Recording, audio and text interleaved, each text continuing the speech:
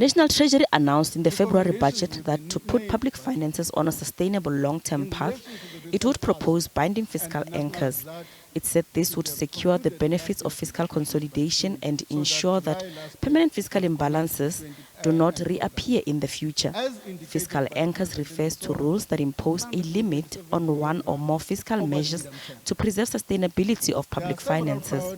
Experts say the root cause of South Africa's fiscal challenges emanated from expenditure growth that has far exceeded the revenue, leading to increasing debt. A typical anchor could be to cap government debt at the percentage of GDP, say 60% or 75% or wherever, that government debt will not go above that percentage. That would be a fiscal anchor. And if that anchor then is under pressure, other adjustments will have to be made in the budget, either through higher taxes or through lower expenditure. Another anchor, for instance, could be the annual deficit as percentage of GDP.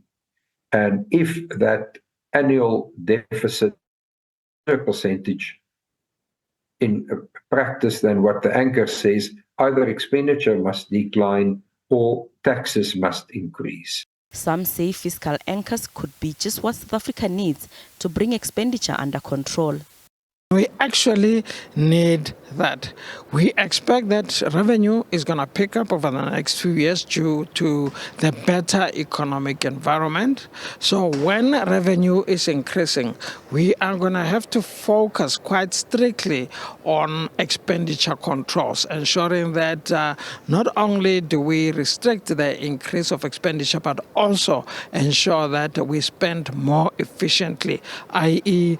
draw more value, derive more value out of every one rand that we spend. With the weaknesses in the local economy, others say focus should be put on growing the economy. There is a problem of the South African economy not being able to meet its demands. And therefore, we've got a ballooning of debt to GDP and a deficit. And, we're not able to really meet our needs in terms of revenue generation. All of these problems are systematic and systemic, and they really stem from a growth problem. So the fixation should really be on how do we channel all of our industrial policy frameworks? How do we channel and coordinate ourselves within the state, within the different state departments, to ensure that we address the issue of growth?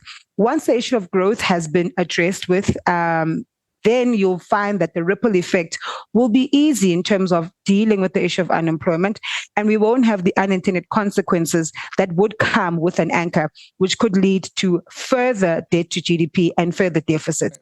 National Treasury said well-designed and binding fiscal rules can help improve fiscal balances, lead to less frequently missed fiscal targets, as well as lowering borrowing costs.